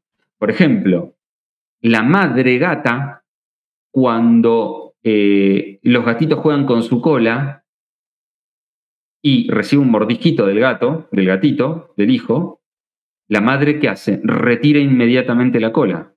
Se acabó el juego. Eso es un mecanismo de castigo negativo.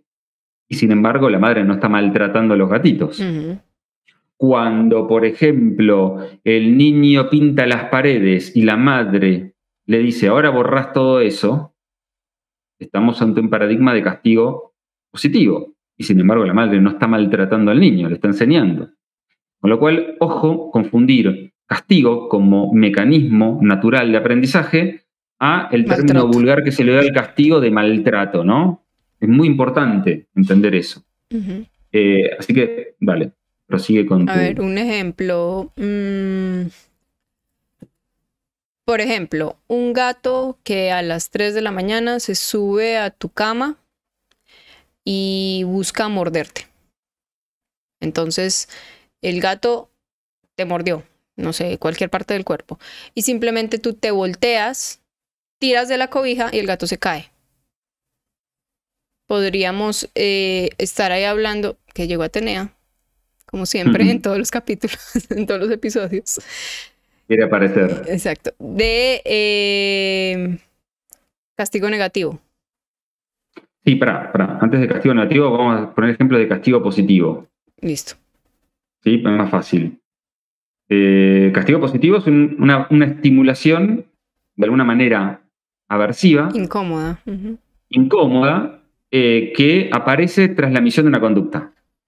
Un ejemplo de castigo positivo sería el gato detecta que hay un plato con algo de comida arriba de la mesa de la cocina, salta para buscar la comida y sin querer apoya una pata en la hornalla caliente.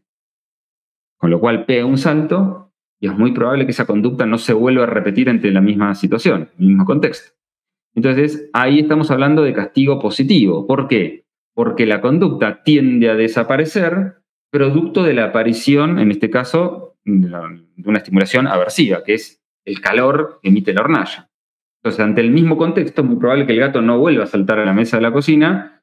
¿Por qué? Porque ha recibido un castigo en su pasado, ¿no? A Atenea le pasó eso 2 veces. Santo remedio. 2 veces. Con 2 veces es suficiente, pero también aclaro, como el caso del reforzamiento, ¿no? Puede haber un solo ensayo de aprendizaje y es suficiente. De hecho, es más adaptativo que en términos de castigo haya pocos ensayos para aprender que muchos. Es más adaptativo que un gato ante esa situación deje de emitir la conducta que la tenga que repetir 30 veces hasta que quede la pata en carne viva. Entonces, ese sería un ejemplo de castigo positivo. ¿Qué otro? Y castigo negativo es más difícil, el castigo negativo. Pero ese que dice del gato que va a morder en la madrugada podría llegar a ser un ejemplo de castigo negativo. Es que depende, porque tal vez retirar bruscamente la sábana... No retirar, simplemente girarla, tensarla para que el gato se caiga. Pero sin tener contacto con el gato como tal. Y ahí yo hablaría, y podría ser un castigo positivo, porque vos estás agregando estimulación aversiva. al tensar la sábana, esa estimulación es aversiva. Sí, porque Yo te entiendo, vos lo estás tomando como que le retiraste al reforzador. Exacto. Atenea. Atenea tiró algo. Mírala. Sí, espérate, ¿dónde está? Ahí está, mírala. Ahí está, ella es así. Llamar su atención. Sí. Bien. Ahí están los ejemplos. Lo que pasa es que el castigo negativo es más complejo, porque también está dividido. El castigo, podemos separarlo en 3 tipos de subparadigmas, que serían el castigo negativo propiamente dicho, el entrenamiento por omisión y el tiempo fuera. Para no caer en eso, porque vuelvo a repetir, esto no es un podcast de formación, hay información a rolete en cualquier libro de psicología del aprendizaje. Pero sí es importante que quede eso muy claro para que podamos hablar más adelante. Básicamente el castigo negativo es una conducta que decrementa o se debilita porque las consecuencias han evitado o eliminado del entorno del gato un reforzador, algo que el gato sí quería. Algo que sí quería. Entonces, por ejemplo, un ejemplo muy claro de castigo negativo es lo que en psicología del aprendizaje se conoce como tiempo fuera o time out. El tiempo fuera, todos creo que en algún momento de nuestras vidas vivimos un tiempo fuera en el colegio. Recuerden esta situación. Nos portamos mal, nos portamos muy mal y empezamos a hacer chistes en el aula. El docente se enoja. Obviamente que nosotros repetimos los chistes porque la risa de nuestros compañeros es un reforzador social muy importante, es un reforzador positivo, pero el docente, tan harto, no puede retirar a todo el aula, que es nuestro reforzador. Entonces, ¿qué hace? Nos retira a nosotros del entorno reforzante, ¿no? Nos deja en penitencia. La penitencia es un tiempo fuera, siempre y cuando debilite ese comportamiento, ¿no? En general, ahí habría que... En general no servía para nada porque el reforzador era mucho más saliente, más importante que el tiempo fuera. Pero aparte, también puedes llegar en ese contexto a la casa y te quitan la TV, el televisor. Exactamente, o salir con amigos, ahí en tiempo fuera. Hoy ya no sale, esa frase como era de fea. Yo me acuerdo, ya no vas. Exactamente. De hecho, retirarte del aula, si lo que estaba explicando el docente era terriblemente aburrido, hasta podría haber resultado en un reforzador negativo. Obvio. ¿No? Por eso se repetía la conducta. Entonces, castigo negativo podría ser, por ejemplo, cada vez que el gato a la noche, que está durmiendo con nosotros y le encanta dormir con nosotros, empieza a molestar, inmediatamente lo retiramos del cuarto y cerramos la puerta. Eso sería un ejemplo de tiempo fuera, un time out, ¿no? La conducta provoca la retirada inmediata, contingente, de un reforzador positivo, que es la atención nuestra, bueno, el dormir, bueno, toda la función que cumple eso. Entonces, en futuro, ese tipo de comportamientos tienden a debilitarse. Vuelvo a repetir, ¿no? O volvemos a repetir. No se castigan individuos, se castigan conductas. En este caso, el castigo negativo es retirar al gato en un entorno reforzante. ¿Cuándo? Cuando emite la conducta, no cuando no la emite. Ahí viene el tema de contingencia, ¿no? Si aparece el estímulo A, conducta, desaparece, por eso es negativo, el estímulo B, el reforzador. ¿Ah? Es un ejemplo de castigo negativo. Es muy importante por eso identificar en ese análisis el para qué, o sea, para qué lo está haciendo, y si yo lo que quiero es debilitar esa conducta, entonces, por ejemplo, no dejarlo que llegue a ese para qué, o sea, no darle, por ejemplo, atención, o sea, ignorar de una u otra manera, es un castigo negativo. Si lo que está buscando el gato, sí. Pero si lo que está buscando el gato en ese momento es atención, sí. Por ejemplo, lo que vos dijiste podría ser castigo negativo, sí. El gato le encanta, le divierte, le fascina agarrarse nuestro brazo y morderlo.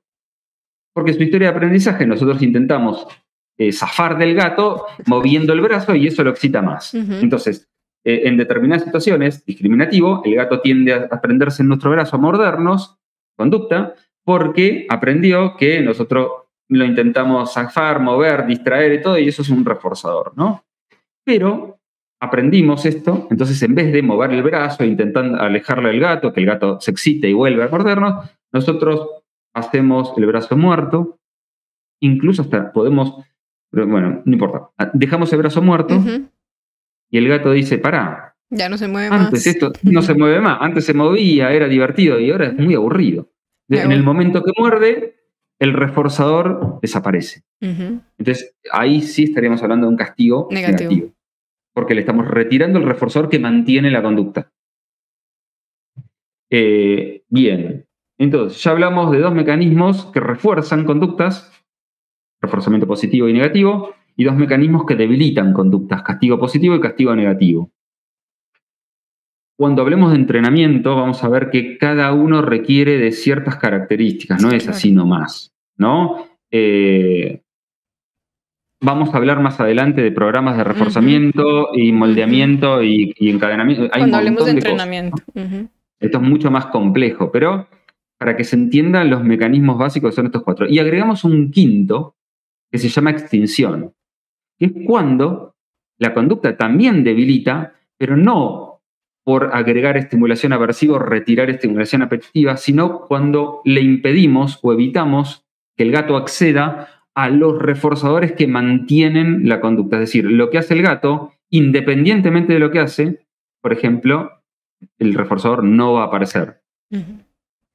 Entonces, ahí hablamos de una acontingencia, es decir, no importa lo que haga el gato, estímulo A, el estímulo B no va a aparecer, haga o no haga. En el castigo negativo, si el gato hace algo, retiramos la estimulación apetitiva, pero si no lo hace, se la agregamos. ¿Se entiende lo que digo? Sí. En cambio, hay algo como en consecuencia. Claro, el gato hace y la estimulación apetitiva no va a aparecer independientemente de lo que haga el gato. Esa es la diferencia entre castigo negativo y extinción. Aclaro que es muy difícil incluso hasta los alumnos que estudian análisis de la conducta o psicología del aprendizaje entender estas diferencias que son complejas y sutiles, pero que el mecanismo, si bien es un debilitamiento de la conducta, el mecanismo es totalmente distinto. Una cosa es retirar el reforzador que mantiene la conducta cuando la conducta se emite, el castigo negativo, y otra cosa es evitar el acceso a todo tipo de reforzadores, independientemente si se emite o no el reforzador no aparece, lo que es una extinción. Se extingue la relación entre conducta y consecuencia. Desaparece, cortamos esa relación. Es más complejo, ejemplo, ¿no? Pero claro, es más complejo. Lo hablaremos más adelante, como de pronto cuando hablemos de algunos temas en específico, pero sí, porque si uno habla de esto, no, sí, súper bien, ya, con una vez que lo haga, listo, pero hay que entender que cuando se llega a un proceso de extinción, incluso vamos a darnos cuenta que la conducta va a incrementar. Sí, tal cual. Tal cual, eso se llama pico de respuesta o explosión de respuesta y es muy natural. Mira, voy a dar un simple ejemplo de diferencia entre castigo negativo y extinción, a ver si se entiende. Volvemos al ejemplo anterior. El gato le encanta dormir con nosotros porque está calentito, porque le gusta la cama, porque tiene su olor. Es decir, técnicamente estamos hablando de un entorno que es reforzante, ¿no? Ahora, de repente el gato empieza a molestarnos. Entonces nosotros decidimos que cuando nos molesta, lo retiramos de la habitación y cerramos la puerta. O sea, le estamos retirando el reforzador positivo. Entonces, ahí estamos hablando de un castigo negativo. ¿Por qué? Porque si el gato está tranquilo, no lo retiramos. Pero si el gato empieza a molestar conducta, ahí lo retiramos. Lo que buscamos es debilitar esta conducta. Ahora, metemos al gato en una rutina de cuando me meto adentro del cuarto a dormir, cierro la puerta y el gato no entra. Directamente no entra. No es que lo saco cuando se porta mal, entre comillas, sino que no entra. Ahí estamos hablando de una extinción. Evitamos el acceso del gato a su reforzador independientemente de lo que haga. ¿Y qué hago acá? Y acá... Atenea está buscando mi atención a toda costa, por si los que están viendo en YouTube, ahí van a entender. Ella está buscando mi atención de toda forma. Está tapando la cámara. Entonces, es muy interesante entender que es muy probable que si nosotros sacamos al gato del cuarto, ya sea durante un procedimiento de castigo negativo, tiempo fuera en este caso, o de extinción, el gato va a demandar entrar. Y es donde el tutor dice, y bueno, yo lo intenté, pero estaba peor y lo dejé entrar. Perdiste. En el momento que lo dejamos entrar, le estamos entregando el reforzador. En ese pico de conducta. Exactamente. Lo que estamos fortaleciendo es el pico de la conducta y va a ser más difícil después de debilitar. Entonces, por eso siempre antes de implementar algo, hay que asesorarse con gente que sabe, para evitar este problema grande. Sí. Entonces, ¿qué te parece si dejamos para otra ocasión lo que son programas de reforzamiento, moldeamiento, encadenamiento y todo eso? Porque se hace muy largo. Y nos quedamos con esta secuencia de 3 términos que definen el condicionamiento operante, ¿no? Que son la respuesta operante, que ya dijimos la función es lo más importante, los consecuentes que pueden fortalecerla, reforzamiento positivo y negativo, o debilitarla, castigo positivo, castigo negativo y extinción, y que esa conducta, ya sea fortalecida o debilitada, siempre se da en un contexto discriminativo, ¿no? Que señala que va a aparecer o reforzadores o castigos. ¿Se entiende? Entonces ahí es donde aprendemos a operar sobre el entorno y donde nuestras conductas van a mantenerse o fortalecerse de acuerdo, o a debilitarse de acuerdo a las consecuencias que tienen. Y eso define el condicionamiento operante, ¿no? Esa capacidad que tienen los organismos de modificar sus comportamientos en función de sus consecuencias. Todo el tiempo, todo el tiempo nos estamos comportando, todo el tiempo de una u otra manera estamos modulando o controlando también la conducta del otro, porque lo que haga el otro me afecta a mí y lo que yo hago, y no por ósmosis, sino por todos estos mecanismos. No porque sepamos o no de física, no nos afecta la fuerza de la gravedad. Tírense por la ventana a ver qué pasa. Exactamente. No porque sepamos o no sepamos cómo operan estos mecanismos de aprendizaje básicos, no nos están afectando a nosotros, a nuestros gatos, incluso a la relación de nosotros con nuestros gatos. Cuando en nuestro trabajo diario, que es la consultoría de comportamiento, no solo estamos analizando el comportamiento de los gatos, estamos analizando el comportamiento de los humanos. Porque también son variables que pueden discriminar, reforzar o castigar ciertos comportamientos, sepan o no sepan que están operando esos mecanismos. Entonces, identificarlos es función nuestra y intervenirlos también, ¿no? Exacto. Así que, y para terminar, creo que ya lo dijimos, pero está bueno hacer la aclaración entre proceso o mecanismo y procedimiento. Procedimiento es llevar a cabo un proceso. Por ejemplo, reforzamiento positivo, negativo, castigo positivo y negativo y la extinción son mecanismos, procesos naturales de aprendizaje que nosotros podemos adrede ponerlos en práctica, y ahí estamos hablando de procedimientos. Una cosa es el mecanismo de reforzamiento positivo, que se da naturalmente, y otra cosa es el procedimiento de reforzamiento positivo, que es poner en funcionamiento, bajo un objetivo específico, ese mecanismo. Esa es la diferencia. Pero siempre están operando. No es que aparecen cuando lo implementamos los entrenadores o los consultores. Siempre están operando. El tema es identificarlo, para entender por qué o para qué nuestros gatos hacen lo que hacen y entender que para que se dé condicionamiento operante, en general, tiene que primero darse el condicionamiento clásico.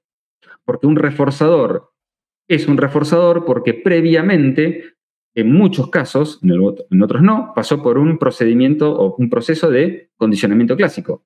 Por ejemplo, la porción de atún puede ser un reforzador para ciertos gatos, pero el sonido de una lata puede ser un discriminativo o también un reforzador, dependiendo del análisis, porque pasó por un procedimiento de aprendizaje. ¿Se entiende? Condicionamiento clásico. Ya vamos a ver que en entrenamiento se utiliza mucho el clicker, que es un artefacto que emite un sonido que previamente se asocia a reforzadores primarios. Y por eso también refuerza. Pero previamente tuvo que pasar por condicionamiento clásico para que refuerce dentro del paradigma del condicionamiento operante. Entonces, por mí ya creo que se entendió muy bien. Sí. Esperamos Claro, eso. Esperamos pues que haya sido de su agrado. Nuevamente, gracias por escucharnos. Recuerden que pueden escribirnos al Instagram de Podcast Training. Ahí nos pueden dejar sus preguntas, dejar sus dudas. Sabemos que la información es muy técnica, pero precisamente por eso queremos hacerlo lo más ameno posible, que ustedes lo escuchen con tranquilidad, como se los dije al principio, con tiempo, con disposición, con disponibilidad. Para eso es el podcast, para que lo escuchen a su ritmo, cuando quieran, lo vuelvan a escuchar 20,000 veces si quieren, tomen apuntes y si tienen dudas sobre lo que hemos estado diciendo en los diferentes episodios, no duden en escribirnos, que nosotros estamos prestos a resolverlas y ya de aquí para adelante muy seguramente vamos a empezar a tratar un poquito temas un poco más específicos que digamos que son más, entre comillas, más populares, pero lo importante, lo que queríamos con estos primeros episodios es que ustedes tengan esas bases para que entiendan cuando hablemos de que la conducta está siendo reforzada, de que esto es un proceso de extinción, de que hablemos de un reforzador, de un procedimiento X o Y, que ustedes tengan esas bases y que pues sepan cómo pues nuestro lenguaje, que es un lenguaje universal.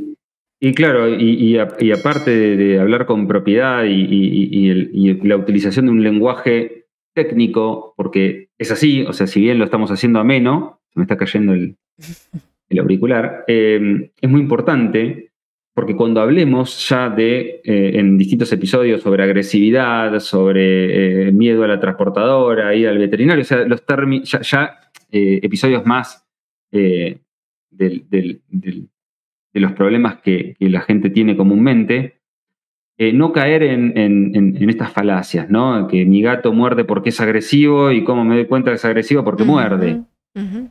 O las 5 maneras de hacer feliz a un gato, cuando no sabemos qué hace feliz a tu gato, sino analizás qué contingencias refuerzan o no la conducta. Entonces, nuestro objetivo siempre fue informar, no es un podcast formativo, pero siempre bajo una mirada más científica, ¿no? Sacarlos un poco de lo que suelen leer en Internet o ver en Internet y llevarlos a un análisis un poquito más pegado a los datos, más científicos. Y lo que nos interesa también es que esta comunidad se forme con estas bases para que tengan ustedes mismos criterio de acción y como en algún momento lo dije en las historias de nuestro Instagram, aquí no van a encontrar las 5 formas de hacer a su gato feliz, ni tampoco la solución específica a su problema. Es muy importante que eso lo tengan presente porque pues los que estamos somos y los que somos estamos, y si ese es el objetivo que ustedes también tienen, aprender, entender y saber cómo analizar su situación y su contexto, este es el lugar. No van a encontrar tips ni generalidades como ya se los hemos dicho. Sí, sería ridículo y utópico pensar que en 3, 4 podcasts uno puede dar la formación que requiere un año como mínimo y varios años de estudio y práctica. Entonces, la idea acá es informar, pero con una mirada, para el que le interese entender la explicación de por qué muerde mi gato desde una mirada más científica y pegada a los datos que desde una explicación fantasiosa como mi gato muerde porque me odia. O mi gato feliz cuando cuando le pongo, no sé, enriquecimiento ambiental. O tus gatos están peleando y ponles feromonas, que eso lo soluciona todo. Claro, sí, cosa que no sucede. Y con cierto rigor científico, ¿no? Cierto rigor científico que lo podemos ir ampliando o no en determinados episodios y que al que le interese puede ahondar más preguntándonos o incluso recibiendo material formativo por parte nuestro, el que le interese, ¿no? Así que bueno, Mari, con esto terminamos condicionamiento operante y ya en los próximos episodios vamos a hablar de cosas más apegadas a los problemas cotidianos o no, porque podemos hablar en episodios de entrenamiento, ¿no? Técnicas de entrenamiento, que vos sos experta en eso. Así que no necesariamente esto aplica a problemas de comportamiento. Así que bueno, me despido de ti. No, es un gusto, Hernán, como siempre, y entonces nos vemos en el próximo episodio. Dale, nos vemos. Chao. Ahí. Chao. Chao, chao, chao, chao. The Podcast Training, un espacio en el que descubriremos por qué y para qué nuestros amigos peludos hacen lo que hacen.